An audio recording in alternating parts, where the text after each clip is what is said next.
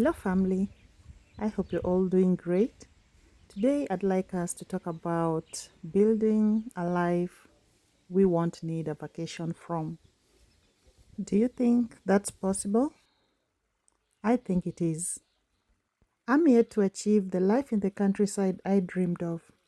But even in my current position, I think I don't need a vacation from this life. Of course, I travel from time to time, either for business or to meet friends. To be honest, it is a nightmare. The parking, the long hours of travel, they just don't excite me anymore. Maybe it is old age catching up with me, but I'm really comfortable in my current space. One of the common questions I get is what we do in the village. Like, how do we keep ourselves busy in the village? Of course, we work. There's farm work, there's home maintenance, there's just a lot of work to do. But that's not the reason I came to the village. I came here to rest because I already did too much work in the city. I came here for a slow life where I don't have to work so hard to pay bills. One thing I really missed back in the city when I was in employment was good sleep. I always woke up very early to get ready for work and to beat traffic. Oh, I really hated those long hours in the traffic jam. And I'm so glad I don't have to wake up in the morning. I wake up when I want, do what I want, rest a lot, and I call it a day. And I sleep much better knowing there are no serious bills to pay, and there's no boss who will be calling me in the morning to ruin my day. I know many of us who are in employment are trapped in these jobs because of the comfort of salary. Yes, I know how sweet salary tastes, and I know how we all look forward to the payday. But are you really happy in your salaried comfort zone? From the emails and the messages I get, people want out of employment, but they just have no idea how to start out here. In short, they don't know how to live without a salary. Living in the countryside can be cheap. It can also be very expensive. It just depends on the quality of life you want in the countryside. The truth is, there is no dignity in suffering. If you're going to live in the village, I'm sure you'd love to bring the city luxury to the village. That is having a life with all the modern conveniences, but in a different setting. And that doesn't come cheap. So if your dream is to settle in the countryside someday, then you gotta start planning right now. The number one thing you will need in the village is a decent house. Decent doesn't necessarily mean a big house. It could be a small, decent house. Another important thing is going to be your source of income. As village dwellers, we strive to be self-sufficient, but it is very difficult to be 100% self-sufficient. So from time to time, there are things you will spend money on, and there has to be a source of income for you to spend. We have the luxury of growing our own food and keeping animals for meat, eggs, milk. So that definitely lowers your food budget, but there are still things you will spend money on, like if you can't process your own sugar, salt, and even things that aren't food. So you need money for that. How you're going to make money in the village solely depends on you. Not everyone was born to be a farmer, and not all villagers are farmers. COVID taught us that you don't have to be in the office to work, so you can take up remote jobs and live comfortably in the village while having your 9 to 5.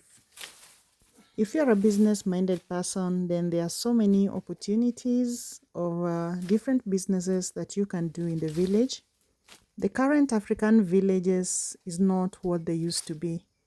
We now have banks in the villages, we have petrol stations in the villages, we have supermarkets in the villages. I remember when I was growing up, the only time we did real shopping was when we shopped in Nairobi and transported it to the village because there were no supermarkets in the villages. Things are so different now, and you can take up any kind of business if you're a business person. And I forgot to mention hardware stores. They are doing so well in the villages because people are now building in their villages. So there is opportunity in every sector, just like in the cities. The third necessity that will make your life in the countryside comfortable is having a means of transport. I guess we all love the freedom and convenience of movement. So having a private means of transport would be ideal, but if you cannot afford one, then there are so many motorbikes in the village, so moving around is not a problem. I bet those are the basics of living a comfortable life in the countryside, that life you won't need a vacation from. So living a life you love also means eating what you love or what you want. We are privileged to be growing our own food, organic food for that matter, which many don't enjoy, and if they get it, it is really expensive, but we get it here for free. One of my friends will be visiting from the city, and she asked what she could bring when she's coming to visit. And she was like, Jael, don't you miss pizza? Can I bring pizza? And I was like, no, don't bring me any foods. I don't need pizza. I make my own pizza using my own organic ingredients. We are blessed not to have those fast food stores here, and that ensures we eat only organic foods. So if you're going to have the modern conveniences, I guess you're going to have uh, an oven, a cooker. So if you need pizza, you need a cake, you can have it. Something you will really enjoy in the African villages is cheap labor. So if you see me working in the garden, in the farms, doing maintenance work like I'm doing today, I'm doing it because I want to. It is my form of exercise and just getting my body to move because I rest a lot. The only work I'd say I do diligently here is cook. With just a small amount of money, you can get anything done for you. The only time I can say I get really busy is during the planting season, the harvesting season, but what I do mostly is supervision. And this is my definition of soft life. I really hope the information that I have shared with you is going to help any one of you who is looking to relocate to the village.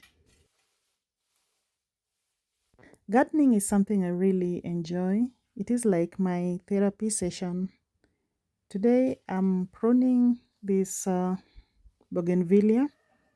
It becomes really wild sometimes. And being close to the house, my fear is it could damage the ceiling. I also think some dangerous animals could use the long branches to crawl into the house. So I usually prune it from time to time.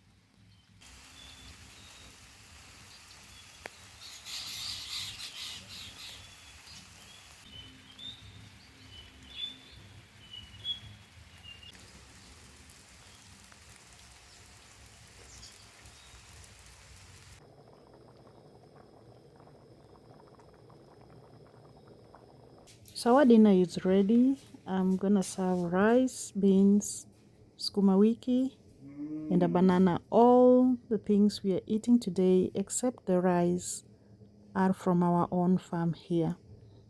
Please do the math and let me know how much we have saved on food today. Thank you so much for watching, guys. I'm always so humbled to have you here. It's bye for now. I'll see you in the next one.